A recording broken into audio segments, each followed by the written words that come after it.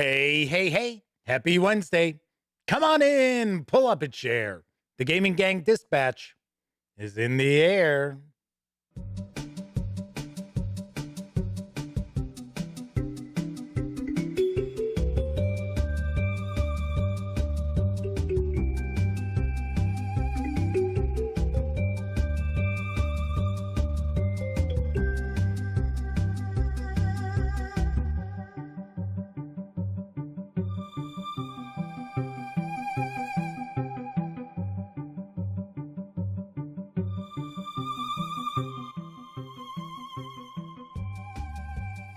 Howdy, howdy, howdy, gang. Welcome once again to the Duct Tape Studios. I'm Jeff McAleer, your host, here at the Gaming Gang Dispatch, brought to you by, incredibly enough, thegaminggang.com, of which I happen to be the founder and editor-in-chief. See, I remembered what my title was today. Welcome aboard. Tonight is Wednesday, October 19th, 2022. This is live stream 841. If this is your first time joining me, let me point out, super casual around here. Just hanging out, talking about the latest in tabletop gaming news and taking first looks normally at a tabletop game. Every once in a while, I'll do a review live like I did last week, but I'm not a fan of doing it because I just, lose track so easily what I'm talking about. I don't know. How could I possibly do that? Anyway, today I am going to unbox and take a first look at the Fallout of the Role-Playing Game Starter Set from our friends over at Modiphius Entertainment. That's right. This is the new starter set. Get your toes and dip them on into the Fallout role-playing game, which works on the 2D20 system, which is kind of the in-house system for Modiphius Entertainment role-playing games. So that is coming up very shortly. Do want to mention, if you're not overly familiar with the stream, we do tackle the tabletop gaming news first. So if you are tuning in live to check out the unboxing of the starter set, please keep in mind, probably going to be about 35 minutes or so. So in the meantime, just kick back, put your feet up, relax, enjoy yourself. Now, if you happen to be tuning in 30 minutes or more after the stream ends, then there will be timestamps. You can actually jump ahead if you want to skip past the news, although we've got loads of cool role-playing game news tonight. But you can jump ahead by simply clicking on the timestamps, and depending on the device you might be watching this on, those timestamps might be right there in the timeline of the video on the screen. Never know. I don't know what you're using. Maybe you don't even know what you're using. Anywho, when you're not watching videos on the Gaming Gang channel, be sure to visit thegaminggang.com for all latest in tabletop gaming news, reviews, and a whole lot more. You know the drill. Get your geek on at thegaminggang.com. Lastly, this is a live stream, so that means there is chat available. It's not on screen. It's one of the ways I keep some of the more unusual commenters at bay. And you do have to be a subscriber to the channel for at least 48 hours before you can take part in chat. Yet another way that I keep some of the more unusual commenters at bay. But if you want to say howdy, maybe you got a question, a comment, by all means, chime in. I will do my best to respond. First out the gate tonight was the Motor City Madman. Yes, Mr. Halloween himself. The Madman, one of our chat moderators, was the first to say hello. Coco B is with us saying, life is good. Ah, the puns have begun. John Vogel is with us, and yes, John, I remembered today, just for you. Seriously, just for you. Although I am pulling for the Padres. The team I really wanted to make it to the World Series is out. and that was the Seattle Mariners. But because I also spend, time in San Diego, and I've been out there quite a few times, not only for Comic-Con, but you may recall I used to deliver RVs around the country, and I used to drop them off a lot in San Diego. Used to drop them off a lot in Seattle as well. And I have some friends out in Seattle, but I'm pulling for them. And according to John, it is now 8-4 Padres. It was 7-4 Padres last I had looked. So thank you very much for that score update, John. Tessie Trekkie is with us. War never changes. Yes. Yes. Oh gosh, now I'm trying to remember the actor who does that, who does the voiceover. Well, he didn't do them for all the games, but what was it? Is it Fallout 2? I think it's Fallout 2 that he does it. The actor who played Hellboy. Why am I drawing a blank on that? I've met him. I actually sat and talked with him for about an hour one time in a bar in San Diego at Comic-Con.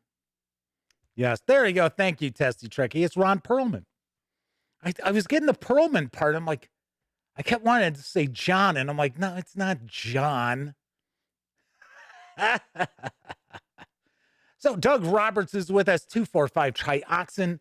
ARM 1384 is joining us as well. Oh, I'm sorry. I just saw John point out it's 8-5 Padres. Top of the 8. No outs. So yes, and ARM 1384 also pointed out, yes, it's Ron Perlman. I sat there talking with him. I'm friends with a couple of artists, the Philbach brothers. They're relatively well known, especially when they were doing Star Wars comics for Dark Horse. And they like to hang out at this bar. Everybody calls it the Top Gun bar, but it's like Kansas City Barbecue or something. It's down the street from the convention center, but it's far enough where it's not hugely crowded. I'm not a huge fan of it, but the Philbox like it. So we're hanging out there, and who comes walking in the door but Ron Perlman with a big old cigar in Cali. So, because he really didn't care. And so, he spotted my friends, the Philbox, who always wear these black cowboy hats because they're originally from Montana. They live in Vegas. And came over. He's like, something like, hey there, Texas, or whatever. He was actually really cool. Really nice guy. All righty. Anyway, moving right along. Who else we got? I think I've said hello to everyone who is currently in chat. Nice. So tonight, it's all role-playing game news. How's about that? So let's kick off. The 1970s horror role-playing game, They Came From Beyond the Grave, is now available in print from Onyx Path Publishing. Here's the scoop. I urge you now, do not open this book. Do not read its contents. Walk away, live your simple life, and keep these creatures of darkness in the shadows where they belong. Opening your eyes to this horrible world where demons possess dolls, the undead stalk the night, the devil walks among us, and mummies march from their tombs is an act of incredible bravery, or perhaps complete foolishness. Turn away now before it's too late. No? Well, in that case, welcome to a little game called They Came From Beyond the Grave. I don't know. I just like saying that. I'm always going to share news pieces about this game because I like saying the title.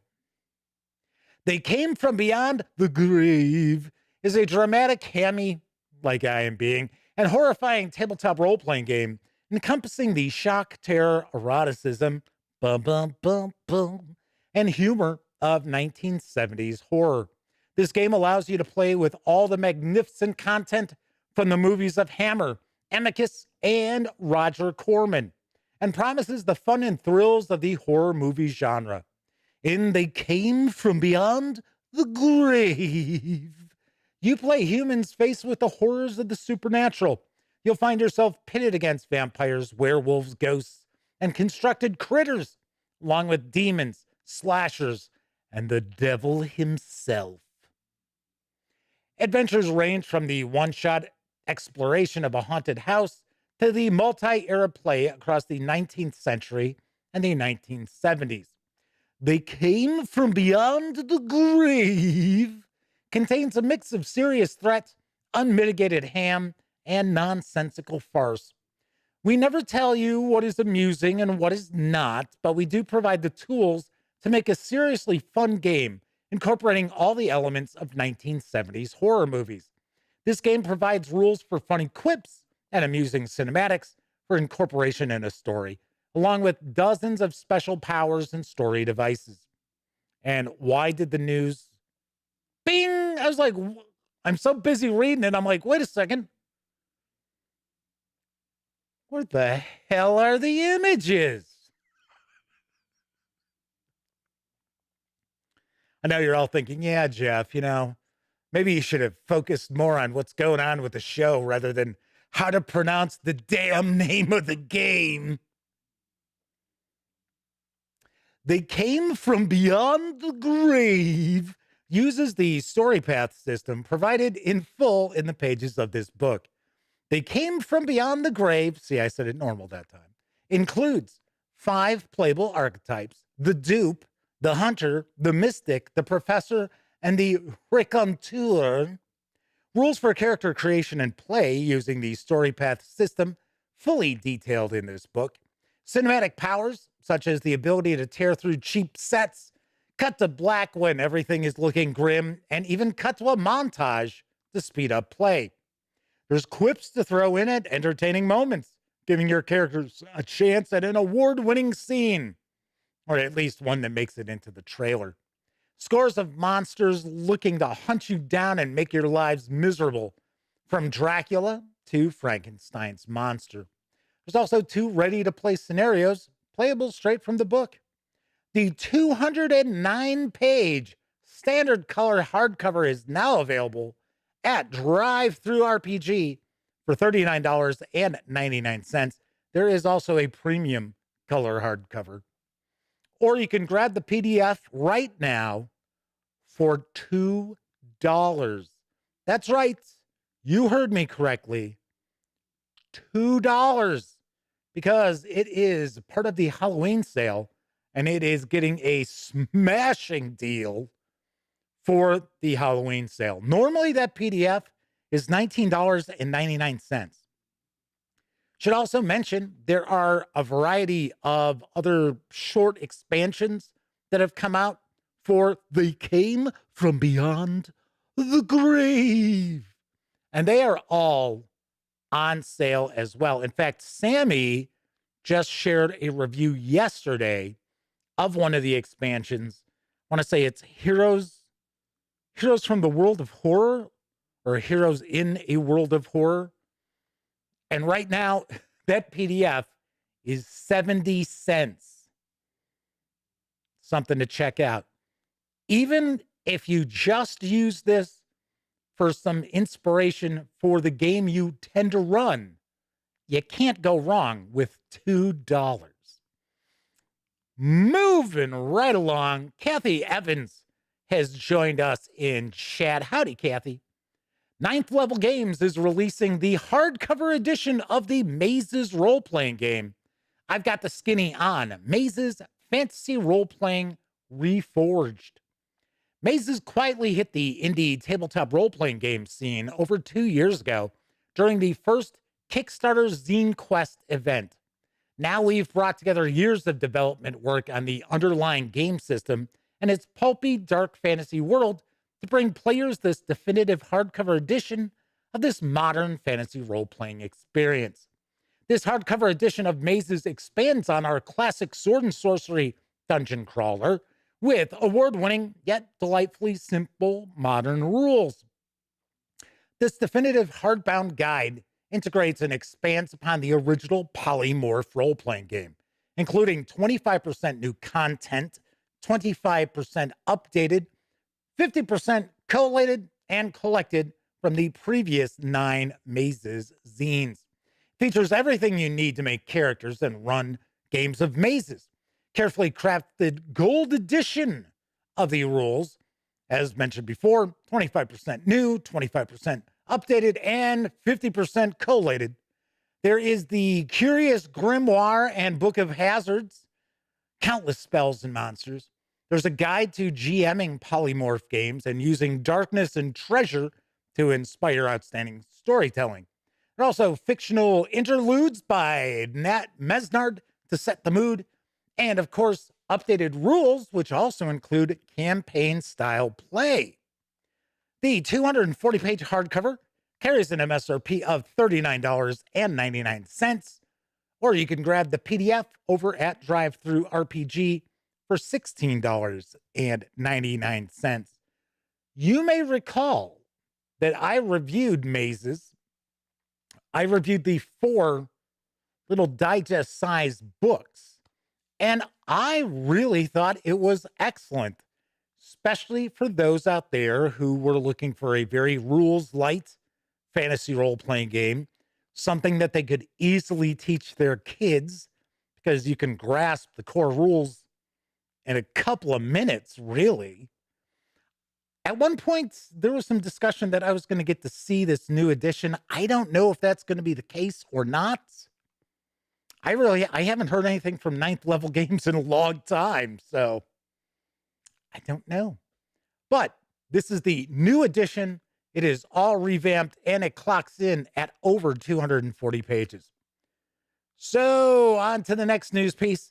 Pinnacle Entertainment has launched a Kickstarter to bring 2 horror-themed supplements to the Savage Worlds role-playing game. Here's the dope on Pinebox Middle School and The Horror Companion double feature. Welcome to Pinnacle Entertainment's spooky, spectacular Halloween double feature. Take your horror game to the next level. Our rules companions offer new hindrances, edges, gear, and horrific setting rules to customize the award-winning, best-selling Savage Worlds role-playing game. A big fan of that role-playing game happens to be in chat with us. The madman himself. That's right. In fact, I think it's every other Wednesday he's running Savage Worlds. Take your horror games to the next level of terror. Our companions customize our award-winning best-selling Savage Worlds experience.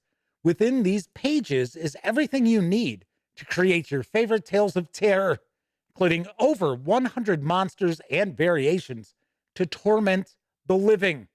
But wait, that's not all. From the fiendish minds behind East Texas University, Pinebox Middle School is a brand new kids on bikes, in quotations, setting for Savage Worlds. It is not a kids on bikes ripoff, as was mentioned in chat yesterday. We'll maybe talk a little kids on bikes in just a bit after the news. But it is a kids on bikes setting. The players take the roles of middle school kids who just can't escape the supernatural horrors that plague the town of Pine Box, Texas. Your parents don't believe you. Your teachers are too busy to care. Law enforcement officers are in way over their heads. If anyone is going to save the world and get home in time for bedtime, it's up to a group of clever Texas kids from the heartland.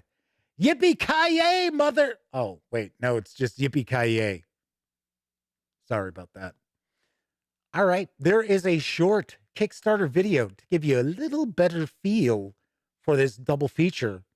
So let's give it a peek.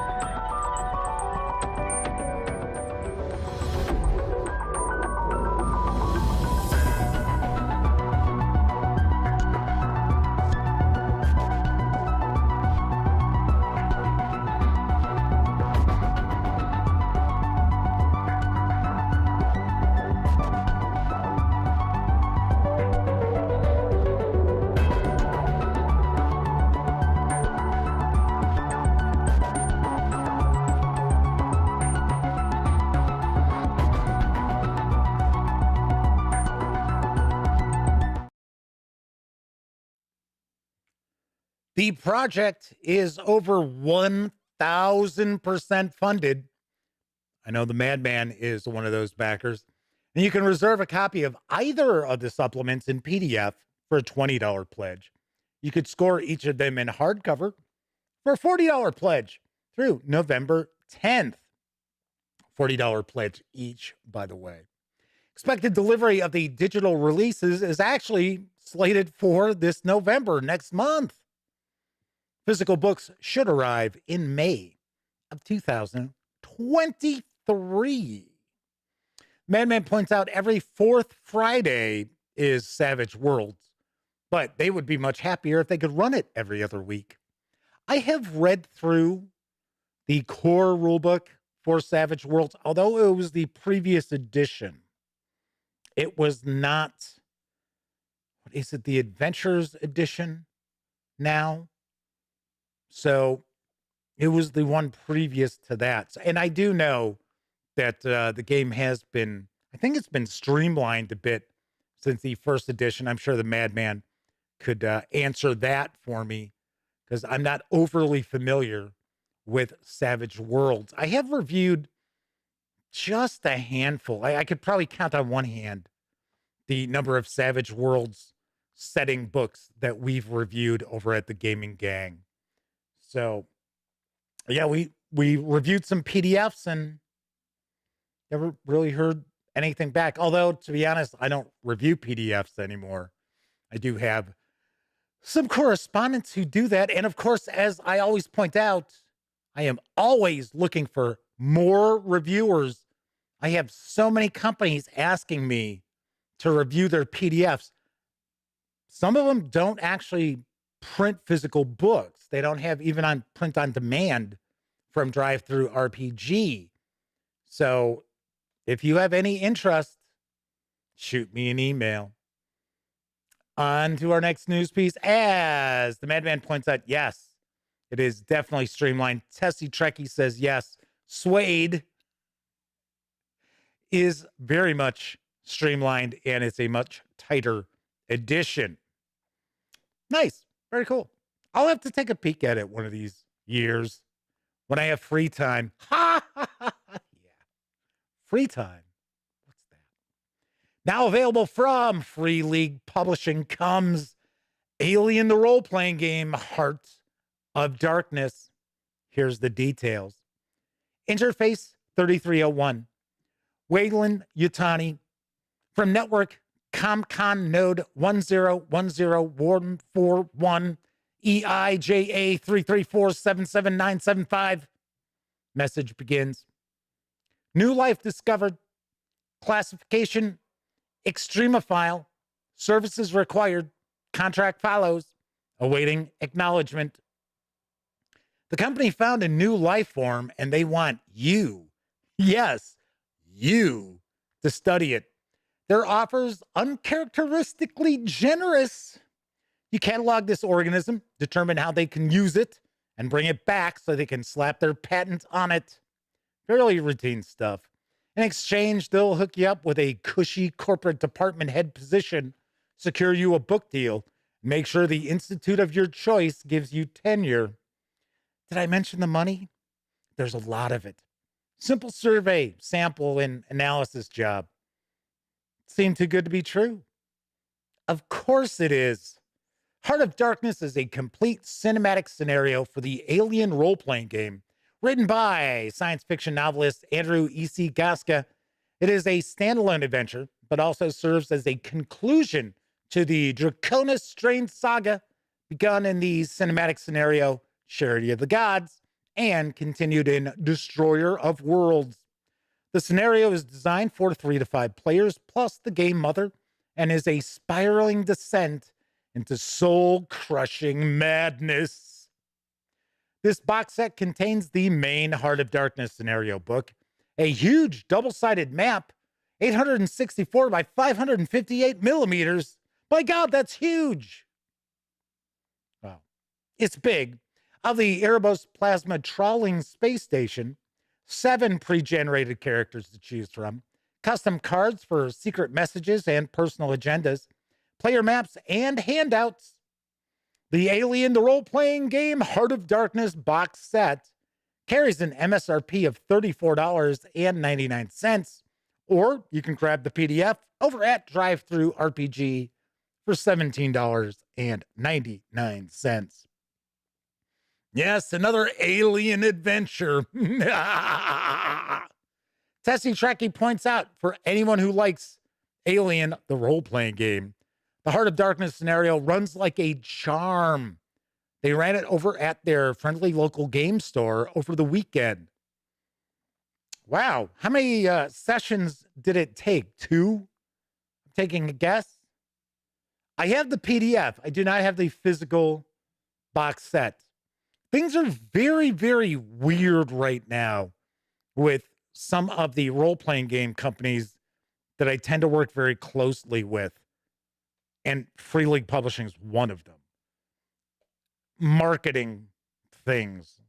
We talk about this all the time with people coming and going from companies and their marketing departments. And unfortunately, right now, Free League is, I don't know what's going on. I really don't. Anyway, Tessie Trekkie says it was morning and after lunch. Nice. I've taken a peek at the PDF. I have not delved into it, but to me, it looked like it would be a few more than a couple of sessions, but so ARM1384 says, How We Roll podcast ran this, and it was a blast to listen to. Hey, what is this advertising competitors on the chat stream here, man? No, I'm kidding. I'm just joking. Oh, so, okay, Tessie Trekkie says about 8 to 9 hours total. See, now, for me, that's a session. Really, no joke. That is a typical session length for me running a game. A lot of people, they're like, oh, well, a session for, like, when they play D&D is like 2 hours. To me, it's like, 2 hours? I'm not wasting my time for 2 hours. I need at least 6 to run stuff. But this does look very interesting, and I did enjoy the first 2 chapters of this interconnected campaign. My final news piece, the highly anticipated Kickstarter for Monty Python's co-curricular medieval reenactment program has launched. Here's the skinny from Exalted Funeral and Crowbar Creative. Monty Python's co-curricular medieval reenactment program is a rigorous course of study intended only for serious students of English history. It is by no means a complete and comprehensive manual for running imaginative, highly unpredictable, medieval-themed role-playing games based upon the complete comedic output of Monty Python with one's friends. This officially licensed book features an original rules-like gaming system with spam, guidance on designing adventures with spam, ready-to-run quests, spam, and guidance on designing one's own adventures, character creation, spam, bestiary, spam, and dramatis personae sections, tables for generating all sorts of things with spam, and spam. There's also a madcap backgammon-based mini-game called Fetches la Vecchi, which involves dice catapults, meeples, farm animals, and rude French persons.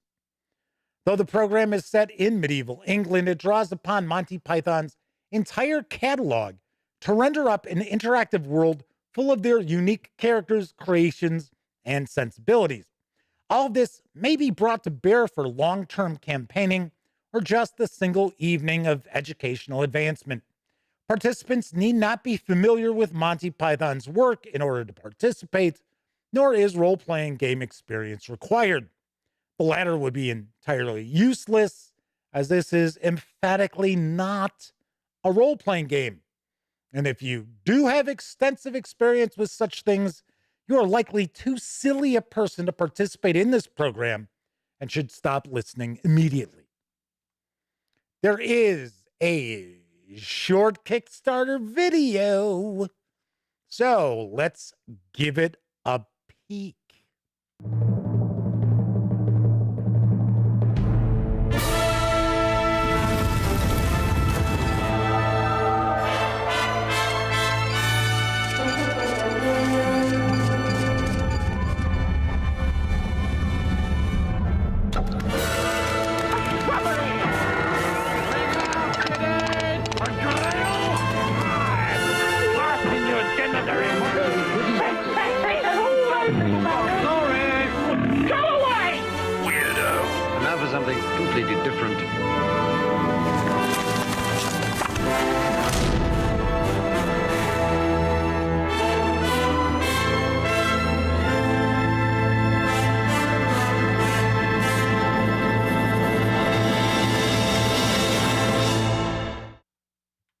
This Kickstarter project funded in its first hour or so, thereabouts. I didn't time it exactly.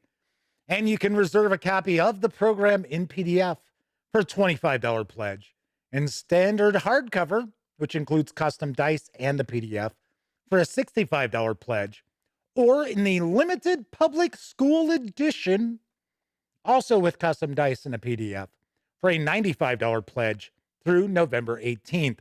There are a bunch of other pledge levels as well, including one that, well, there's more than one, but the backgammon-like game, they're actually making it. But I think that pledge level, I think that starts at like $220.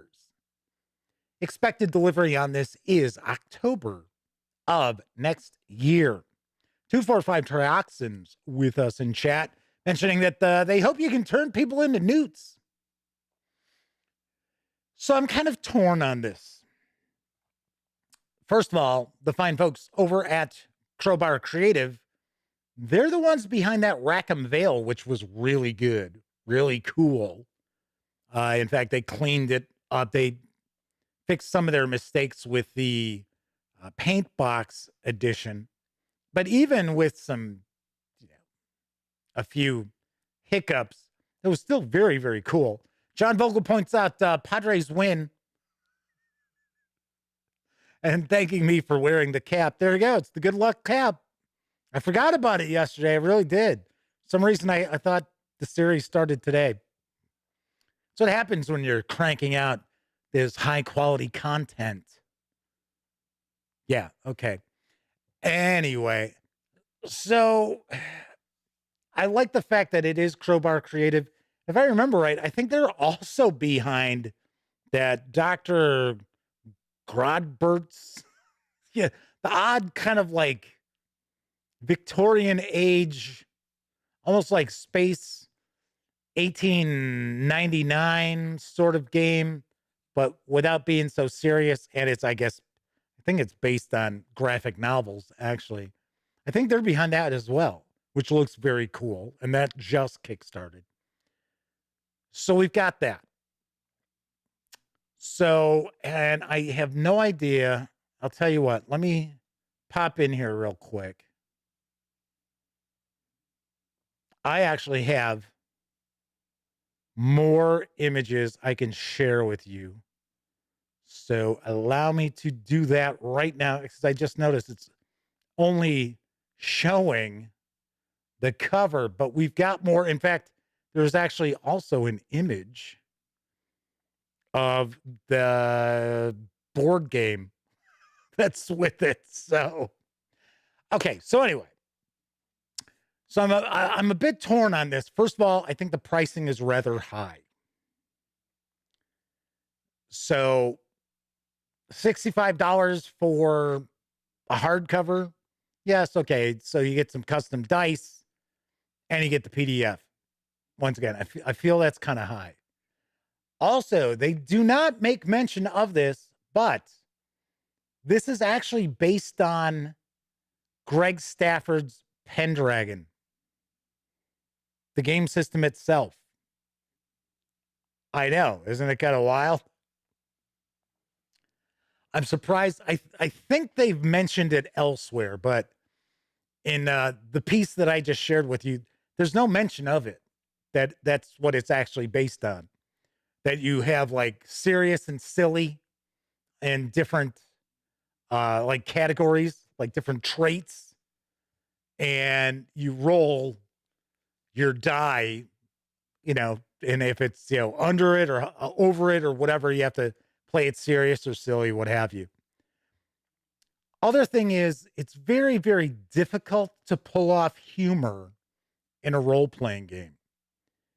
I talk about paranoia and how reading paranoia and reading the paranoia adventures and things like that are entertaining. At least the ones I read way back in the day when it first came out. There's also going to be a new Kickstarter for Paranoia again, which we will talk about that as well. So Tessie Trekkie says, based on Oh, okay. Accidentally hit lightning 0 rather than the P. I was like, what? One dragon? What is one dragon? Oh, yeah. Yeah, Pendragon. But it's really tough to pull off humor in role-playing games. It's one thing that when the humor happens naturally around the table, yes. I don't know. I don't know. This might be very interesting as a read. I don't know how it's going to come off as a game. Just being honest. That's how I am. You know me. I tell you what I think. I found this project to be interesting enough to share with you. And I respect the work that Crowbar Creative does high enough to share it with you. And Exalted Funeral has cool stuff. So there is that. Like I said, it's more about the comedy than anything else. I mean, even the pricing, I'd be like, well, okay, just grab the PDF then. So Sarah D is saying hello. Hello, Sarah D, who happens to be one of our chat moderators as well. So Sarah says, my fear was to be hearing it's just a flesh wound after every single battle. And if it isn't a game, it says so. 'Tis but a flesh wound. Yes. Spank me. No, spank me. Just a little torture. Please, just a little. I'm a fan of Monty Python. I was going to say, I think one of the reasons why the pricing is so high is because it is licensed by the Pythons. And from my understanding, and I like Eric Idle, don't get me wrong, but Eric Idle makes sure that they get their slice of the pie, which I absolutely do not blame him at all. So, all right, that was the news for tonight. Of course, I talked about a lot of news pieces where you can go get the PDFs over at DriveThruRPG. Don't forget, the Gaming Gang, thus the Dispatch, is affiliated with the One Bookshelf sites. So if you are going to visit, say, DriveThruRPG, please stop by thegaminggang.com first. Click on one of our banner ads. That way, if you happen to make a purchase, I get a small portion of that sale and all those nickels, dimes, and quarters. And I'm serious, it really is nickels, dimes, and quarters. Really do add up and help keep thegaminggang.com around. Also, if you like this video, I would hope you're smashing that like button. If you watch this show live and you don't hit a like button, there's something wrong with you. If you're a constant viewer and you never hit the like button, you're a bad person. Very bad. Anyway, so if you like this video,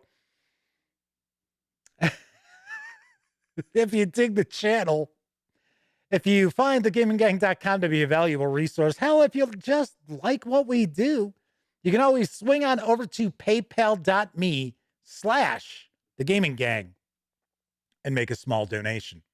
And luckily enough, there are a lot of people out there who either use the banner ads and or stop over at the paypal.me site to make a small donation, including the madman himself. Thank you very much. Much appreciated. Also, in case you didn't know, I am in the midst of a 50/50 game sale to benefit Extra Life. And that kicked off last weekend. And there are still almost 200 items that are available. The link is in the show notes. And of course, also, if you do visit thegaminggang.com, you will find kind of like sidebar ads for it as well. Quantum Phase Dragon has joined us. Good to see you, QPD. Haven't seen you in a while. In fact, I think last time Quantum Phase Dragon popped in, we were wrapping up. It was like, hey, thanks for watching, everybody. Quantum Phase Dragon comes popping on in. All right, so that is the news. Got lots going on. Got plenty going on. Did get a couple emails. First of all, somebody had emailed asking if I would maybe sort of get into more detail about what I was talking about last night about you're a good game master if your players come back. I was sort of like, well, how much more can I really pontificate regarding that? I mean, it really does boil down to that. It boils down to if you're the game master, dungeon master, keeper, lore master, whatever you want to call it, game mother, not a fan. Good game, not a fan. I know why it's called game mother, but I still think it's weird. Anyway, if your players are having a good time, if your players are paying attention, if you understand body language, you can tell when the players around the table are focused and they're having a good time and they're involved. I mean, when they're leaning forward, looking you in the eye, or looking at each other, you normally have them. They're just leaning back in their chairs. They got looks on their face like, can't wait till I can look at my phone again. Cause like me, I don't allow anybody to have their phone on at the table. It's on, but they've got it on vibrate. And I don't allow my gamers to sit there looking at the phone, even during like little downtime moments. If we take a break, that's fine.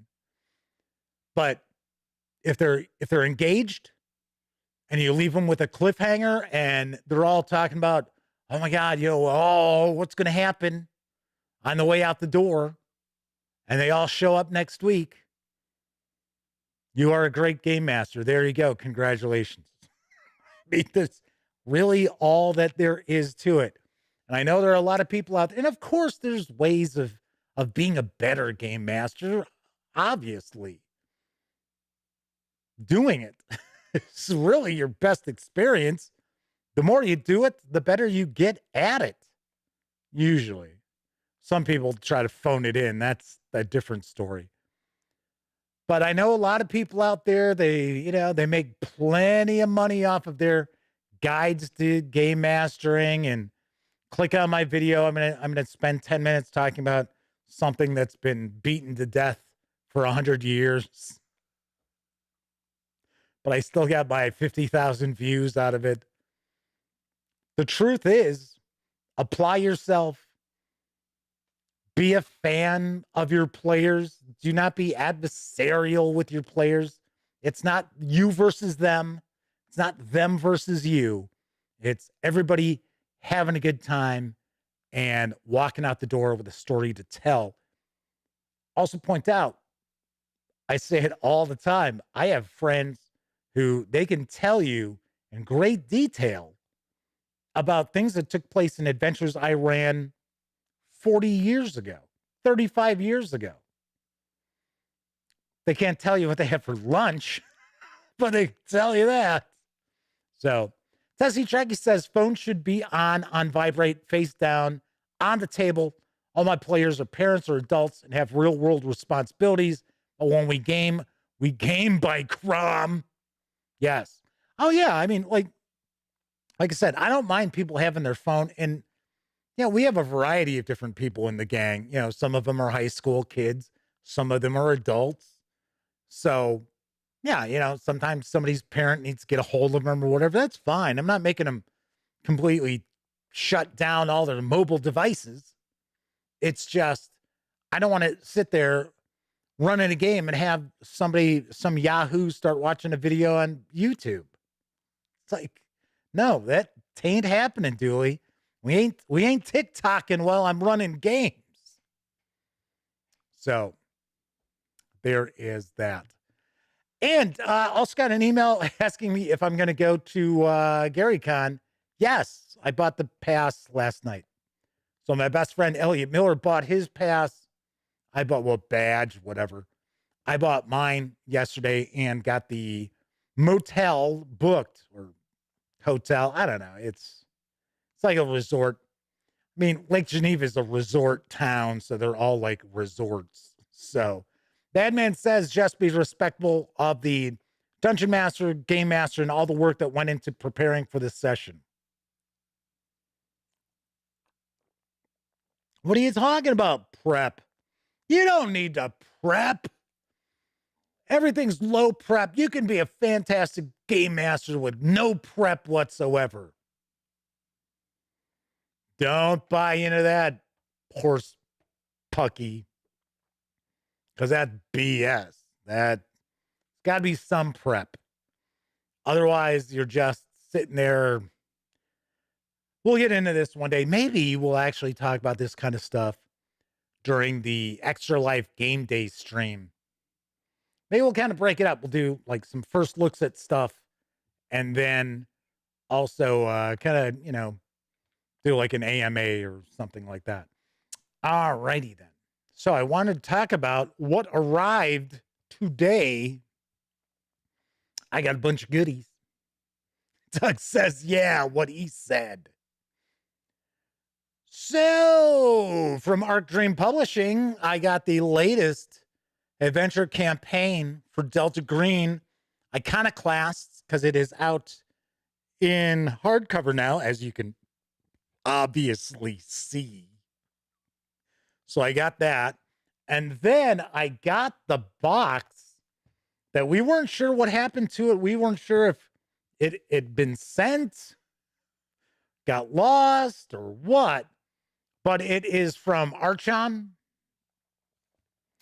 And it is Lex Arcana. So we've got the core rule book, the Dacian Thracia source book,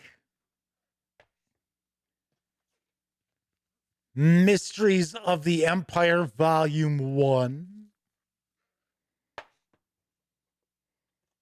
and Italia. So we got all of these goodies. And I have heard really good things about Lex Arcana, or Arcana, however you want to pronounce it. And I also got Brancolonia, which has won awards. And this is supposed to be excellent as well. And we got the Macaroniacon supplement also. So we have got some pretty cool stuff to go through from Archeron. I think I said Archeron. I think it's Archeron is how it's pronounced. So big thanks to them. So we've got plenty of goodies. I think maybe what we'll do is we'll take a peek at the core book for Lex Arcana next Tuesday. So we will do that. All righty. So we're going to jump on in and take a first look at the Fallout, the role-playing game starter set from Modiphius Entertainment in just a couple of moments. But first, I think it's time for a brief intermission.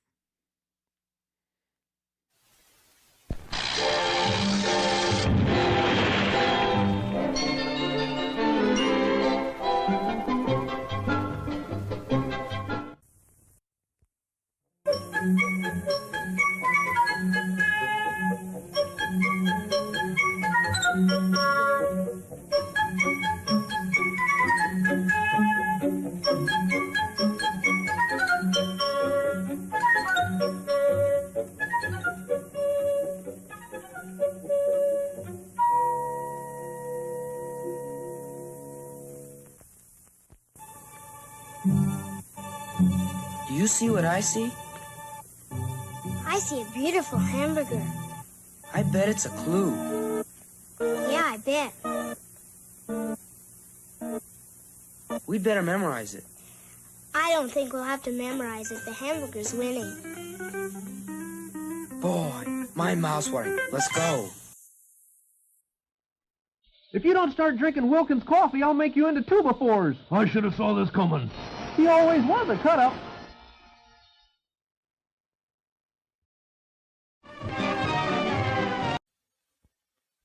It's intermission time, folks. Time out for a delicious snack in our sparkling refreshment building. Every item a fresh, appetizing taste treat. What is it? Say, what is it? Hey, why, it's Buttercup. Popcorn, add sweet cream butter to hot popcorn. Mix it up, wrap it up, Buttercup is born. It's delicious. So nutritious. It's a taste delight. It's so munchy, Crisp and crunchy. you'll enjoy each bite. Eat butter-drenched Buttercup, popcorn at its best. Served in a king-size cup. It beats all the rest.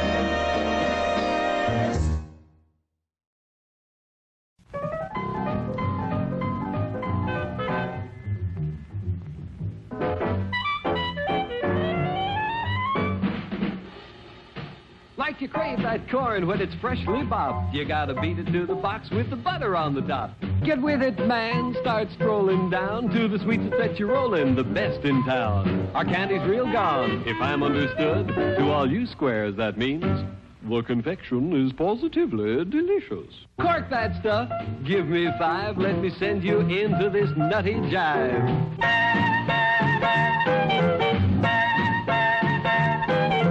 Go, man, go. It ain't very far. Shake it on down to this cool snack bar. Come on, Jill. Give us a treat. A friendly pepper-upper with a tasty beat. Drink Dr. Pepper, Dr. Pepper, 'cause it never lets you down. Frosty, man. Frosty. Wilkins makes good coffee. Ooh, better coffee? Wilkins makes the best coffee. Congratulations. Who took the ouch out of opening a six-pack of beer? Budweiser did. That's who.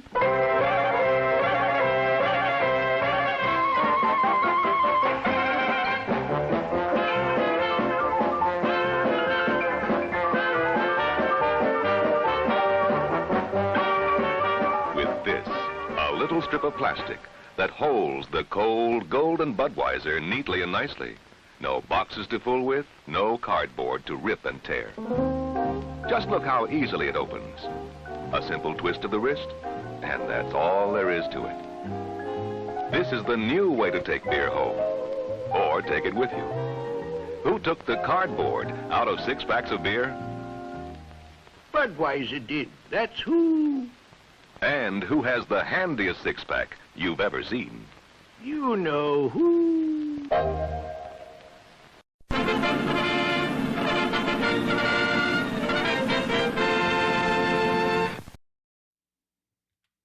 Yes. What is the deal with that Budweiser commercial?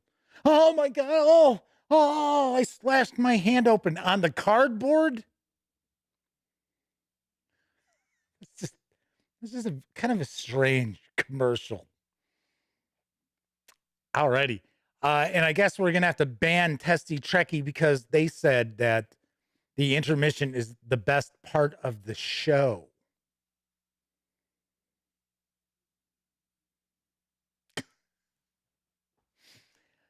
All right, so tonight I am going to unbox and take a first look at the Fallout, the role-playing game starter set from Modiphius Entertainment.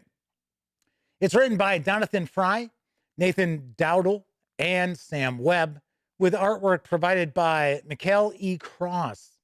The starter set carries an MSRP of $34, or you can grab the PDF over at DriveThruRPG for $12. So Tessie Trekkie says Budweiser beer is a little close to water for Australian tastes.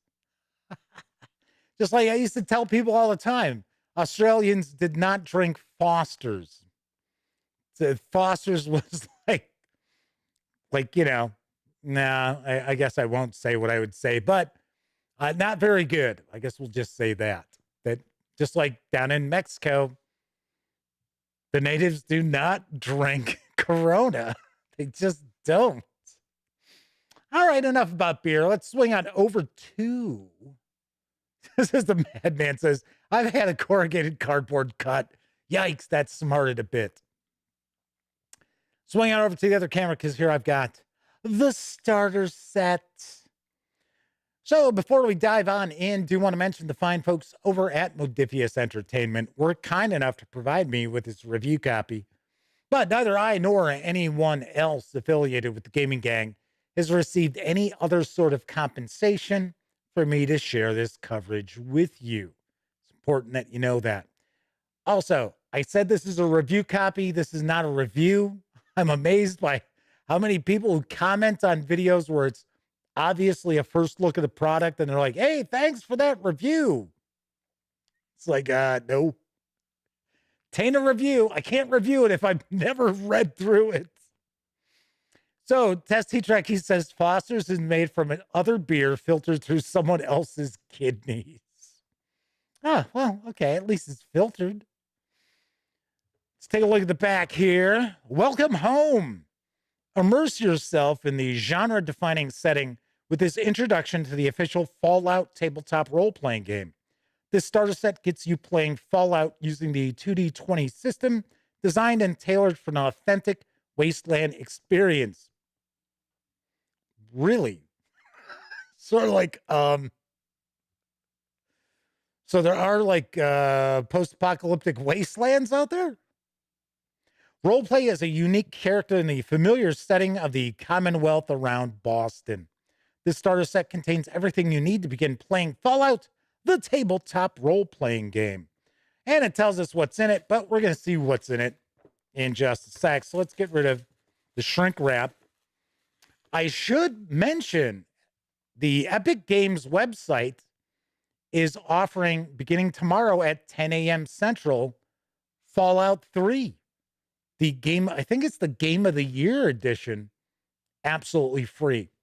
So if you have not played the third Fallout, by all means, get your hands on it. I'm certainly going to pick it up. All right, so first off, we've got some custom dice. So let's take a peek at these. In fact, we'll put them up against the white box here that we probably show a little more pop.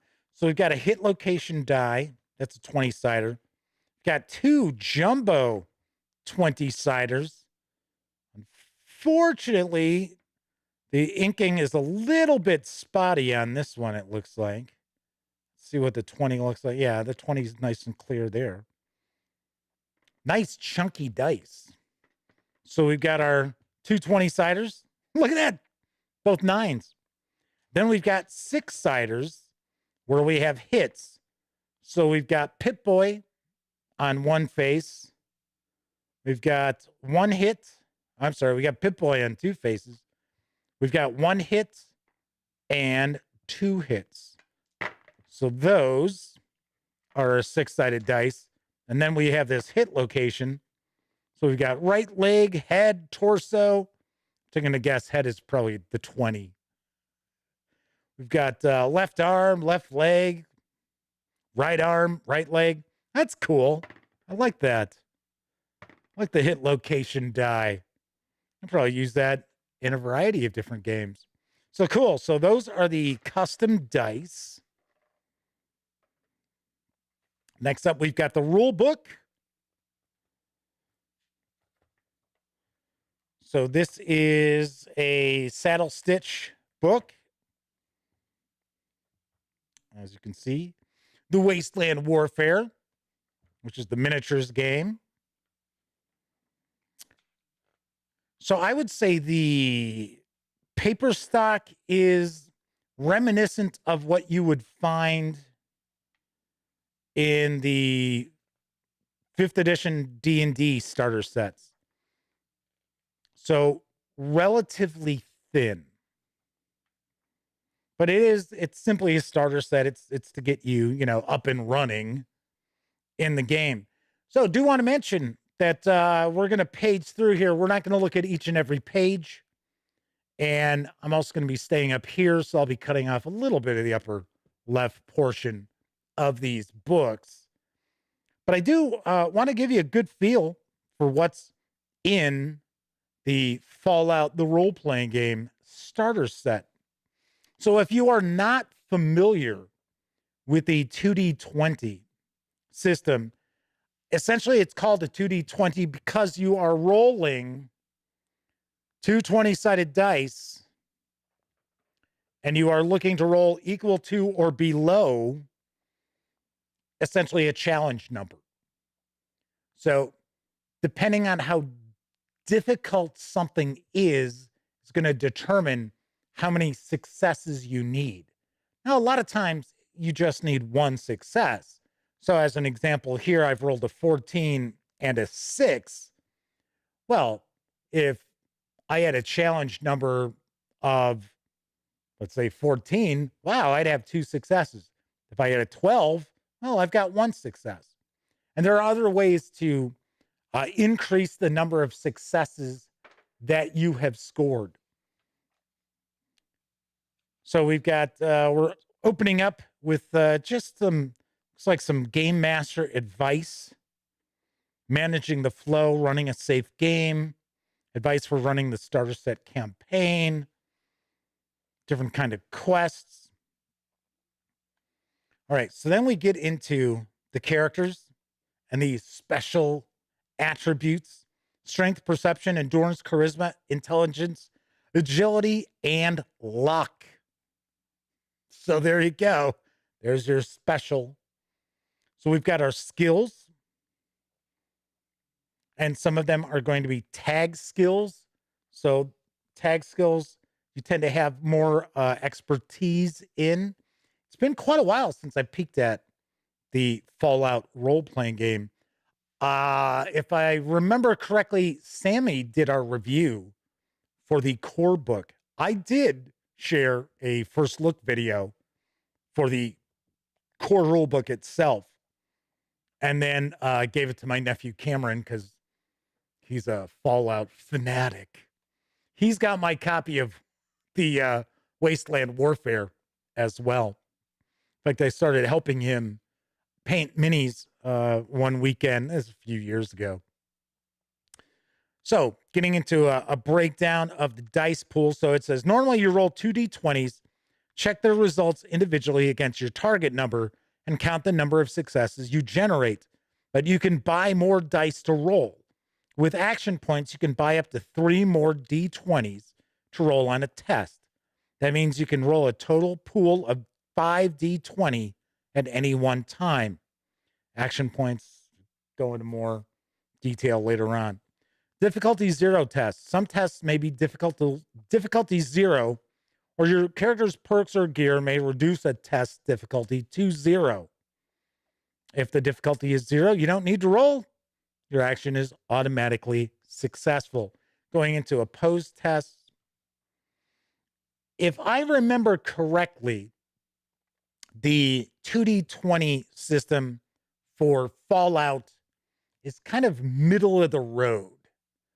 So as we've talked a little bit in the past about some of the various different 2d20 systems that power the Modiphius Entertainment role-playing games, there are different levels of what we tend to refer to as crunchiness to the rule system. So Star Trek Adventures, John Carter of Mars, those tend to be on the less crunchy end of the 2d20 system, where Conan, Adventures in an Age Undreamed Of, as well as, well, I got to be honest, I haven't had an opportunity to see Achtung Cthulhu 2d20. I would love to. I would certainly love to check those out. I think those are more on the crunchy end as well. And I think the Fallout role-playing game is kind of middle of the road. It's got more options to it than, say, Star Trek would, or at least more steps involved than Star Trek would. But it's still not going to be what gamers would refer to as a very crunchy system. So you get a breakdown of making an attack, hit location, damage. So those are the 6-sided dice, right? So no doubt it's probably, depending on what weapon you're using, you might roll 1, 2, maybe 3 dice. And then it's going to show you how many hits you've got. Not sure what Pip-Boy represents. But for an example, looks like that would probably be like 1 damage points. So as far as your combat, so if it's a melee weapon, it's going to be your strength plus your melee weapon's skill. So that's your target number. Ranged is agility, like small guns, endurance and big guns, perception and energy weapons. We've got thrown weapons, unarmed combat. So there are 6 hit locations: head, torso, left arm, left leg, and right leg. Combat dice. Okay, so here we go. 1 damage, 2 damage, blanks are nothing. Pip-Boy is 1 damage plus a damage effects trigger. Okay, cool. Healing. And we get our reference list. Our perks. Good old Pip-Boy. I believe there are more perks in the core book, but as you can see, there's actually quite a lot of them here. There's, what, 4 pages of them? Okay, then we've got gear. So let's say, as an example, so a 44 caliber pistol is going to do, is that, holy cow, well, yeah, which I guess it's a 44 Magnum. 6 dice. So a pipe wrench would be 3 dice, pool cue 3 dice. Unarmed strike is 2. Then we've got damage effects. So that's what you get, which would come into play if you get the Pip-Boy, be 1 damage and then the effect. So we've got vicious, piercing, spread. That's like a shotgun. Stun. All right. We got food and beverages, a little Nuka-Cola there. Artwork's pretty cool throughout. I like that. I cannot tell you if this artwork is also from the core rule book or not. Magazines. Yes, for temporary perks. All right, so I was just talking about Octung Cthulhu 2D20. I should ask again. I should ask my contact with Modiphius if I can take a peek at the 2 core books and share those with you.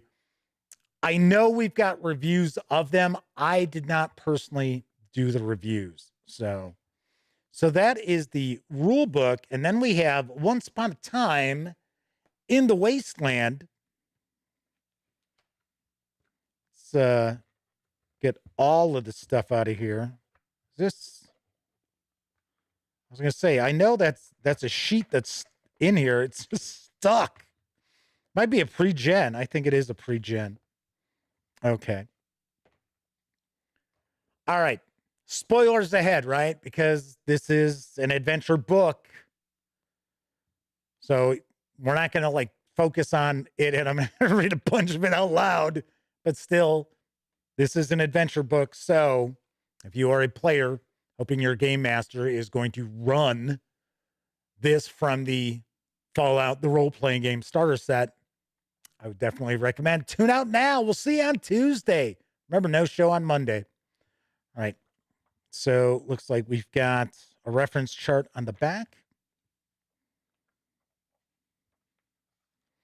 So we've got an introduction into Vault 95, the Boston Ruins, the Promised Land, and loot tables. One aspect of the Fallout computer game that just blew me away was the having Liam Neeson do the voice of your father. I was like, what the hell?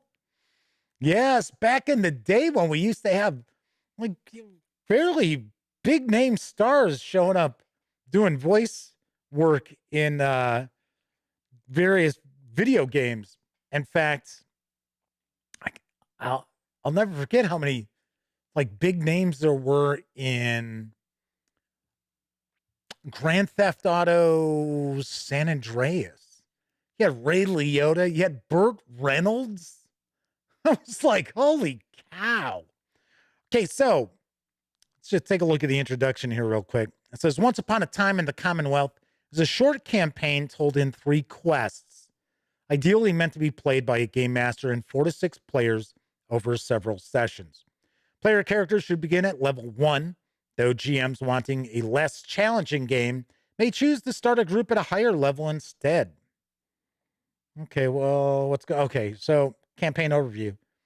In the nuclear-ravaged wasteland of the Commonwealth, an armed standoff outside of a ruined vault leads a group of strangers to a discovery that paints a target on their backs and could forever change the region. If they survive, will the strangers become a beacon of hope for the future amidst the bleakness of post-atomic America? Or will they take the spoils all for themselves? So Stray Kismet says Ron Perlman in Fallout voice acting. Yes, we were talking about that earlier. War never ends. All right. So this is Fallout is more another one of these games where it's kind of scene based, which I have no problem with that. Some people do. Some people, you know, they don't care for role-playing games where everything's not being gamed, and you know, to each their own. But as we can see, we've got the various different acts in each of the chapters and then a breakdown of the scenes. The Boston ruins. Gonna go hang out at Fenway. There we go. Just taking a peek on through. Ah, yes, looks like we got some ghouls there. Oh, yeah, right there. It says a chance for ghouls to shine. And then chapter 4, the Promised Land. One aspect of the, well, I should say the first of the new wave of Fallout games. I always thought it was interesting in the first game where, you know, you've got that decision to make. So do you blow the town up or not? I never play baddies. I always play, you know, good guys. So I normally in fantasy role-playing games, like computer role-playing games, I'm normally like a paladin or ranger, something along those lines. So we've got the different NPCs, it looks like. I would have liked to have seen more artwork, though. Some artwork with the NPCs would have been nice. Okay. So all in all, this is 60 pages. About the length of the rules. Maybe the rules were a little shorter. Let's see. They were just a little bit shorter. They were, well, 56 pages if we include the back of it. All right, next up, we've got some tokens here. So we've got some Nuka-Cola bottle caps. So you can kind of use these for whatever you'd like. So you could use these as currency. You could use these for action points if you'd like. And we see we've got denominations of 1 and 5. And then we've got some pre-gens. Augusta Byron. Got to say, these character sheets are pretty thick. Do we get an image? No, we do not. But we do get a biography. All their gear, their perks and traits. And their hit points and hit locations. To me, this is a little similar to RuneQuest a little bit. The way you've got a certain amount of damage that each of your limbs, your hit locations can take. And then here we've got the special up top. So your attributes. So there's Augusta Byron. There's Happy Tommy Doyle. So is he a happy guy? Let's find out. Tommy Doyle was given the nickname Happy by his friends in Diamond City due to his constant smile and slick charm. Okay, I guess he is happy. So I thought maybe, it was maybe he's like a fat guy that's called Slim, one of those kind of things. So we've got Happy Tommy Doyle, Bailey Big Smile. Bailey Big Smile is an intelligent ghoul who spent their childhood traveling between settlements with their family, often turned away as locals feared the family might go feral. Well. Next, we've got Old Tall Man. Looks like they are a super mutant. They are. Old Tall Man is possibly one of the oldest super mutants in the world and is so ancient that he no longer recalls his life before experimentation turned him into a mutant. So there we go. So one of his perks is forced evolution. Then we've got Hazel Johnson. Hazel Johnson was raised in a tight-knit family in Diamond City and compared to many survivors, has led a happy life. Her mother brought her up to respect the ancient past and even named her after Hazel Winifred Johnson Brown, the first female African-American general in the United States Army. So it appears that all of our pre-gens are survivors. They are not vault dwellers. Or was the first one a vault dweller? Let's go back. Take a quick... Yeah, okay. So the first one was a vault dweller.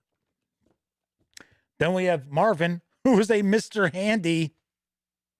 As a late model Mr. Handy unit, it began its life as a household servant to a smarmy Hollywood movie star.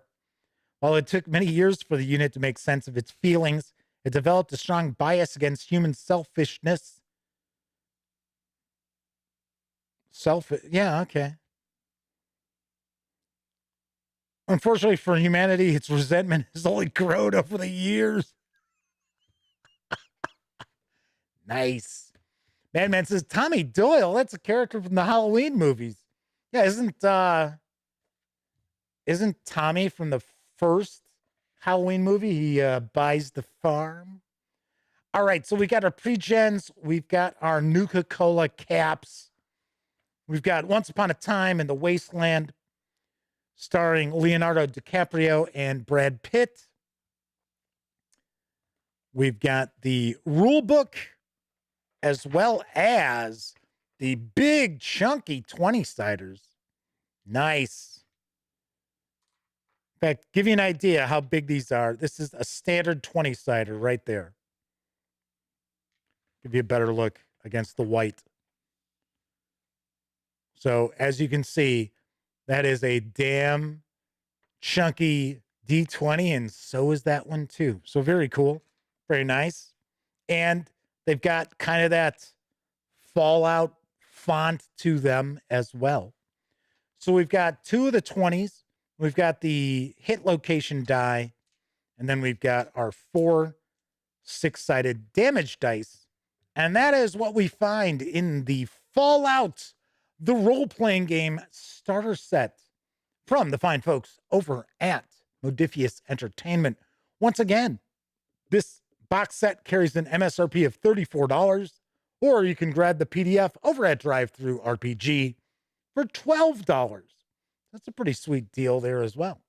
All right, so let's swing back over to the other camera and wrap things up.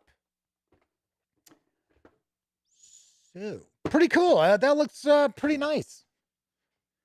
Not a bad looking starter set there, I must say. I'll have to, go through it, see how the adventure is and everything. And of course, I'll have a review in the not so distant future. So do want to remind you, no show Monday. It is my birthday. And yes, it is birthday number. Those are each digit. I'm not 10. So, yeah. So I'm going to go enjoy the senior menu someplace. No, I'm not going to do that. Anyway, but I will be back on Tuesday. So I should also point out, I'm pretty sure I am leaning towards having a show on Halloween. So even though, we do have kids who come trick-or-treating in that, and that's usually my job. I got to take a peek because we live in a suburb that it's like, oh, you can only trick-or-treat between these times. And I think it's only until 7. So I'm going to double check on that, but I am pretty sure that there will be a Halloween show. Speaking of Halloween, hopefully you've been enjoying the Gaming Gang October Spooktacular 2022 over at thegaminggang.com with the spooky old-time radio shows each and every night. Tomorrow, I'm going to do something a little bit different. So if you are listening, please do me a favor and comment over on the website if you like it or not. What I'm going to do is I'm actually going to share at the Mountains of Madness, which was broadcast on BBC Radio 7. I want to say maybe about 14 years ago. So it really doesn't count as old time radio, but it's still radio. So I was thinking of actually, well, I'm not thinking, I'm going to do it. I'm going to actually share the 5 episodes that make up the story because it is excellent. I already have it on the website as one long file, but I'm going to break it up as it aired back. I think it's 2009, if I remember correctly. So that is going to start tomorrow night, but tonight it is Arch Obler's Plays The Visitor from Hades from 1964. So give that a listen. All righty then. So, of course, if you like this video, by all means, please give it a quick thumbs up. Subscribe to the Gaming Gang channel if you haven't already. And if you do subscribe, ding that bell. It'll not only let you know when the Dispatch streams live, usually Monday, Tuesday, and Wednesday evenings at 7 p.m. Central. It'll also let you know when I upload other videos, such as my review of Warhammer Fantasy Roleplay, The Horned Rat Companion, from my pals over at Cubicle 7 Entertainment. Yes. So, also remember, each and every day, new review over at thegaminggang.com. Some are me video reviews and some are written reviews. So definitely be checking those out. So when I return on Tuesday, the 25th, why don't we take a look at Lex Arcana, the core rule book from Archeron Games. And then on Wednesday, we'll dive on in and take a look at Delta Green Iconoclasts from Arc Dream Publishing. So some goodies ahead for next week. All right, everybody. Thank you very much for watching live. And of course, if you watched live and took part in chat, thank you very much. And once again, there's your Padres hat for John. His good luck hat. I'll bust it out again on Friday. Don't worry. Anyway, of course, I know a lot of you out there don't have an opportunity to watch live. Doesn't matter if you're watching live or on Memorex. Thank you very kindly for taking time out of your busy life to watch any of the videos on the Gaming Gang channel. I'll be back Tuesday. Thank you, everybody, for those happy birthday wishes you are sending along. And yes, the madman does remember the next day, the 25th, is my mom's birthday. But we celebrate it. We'll celebrate it on Monday. Because Monday's also my sister-in-law's birthday. So kind of strange how, you know, all these birthdays all fall within, 2 days. Anyway, thank you very much for those kind birthday wishes. Anyway, I'll be back on Tuesday. And here's hoping each and every one of you get to enjoy plenty of great gaming with your gang. And now, folks, it's time to say goodnight. We sincerely appreciate your patronage and hope we've succeeded in bringing you an enjoyable evening of entertainment. Please drive home carefully and come back again soon. Good night.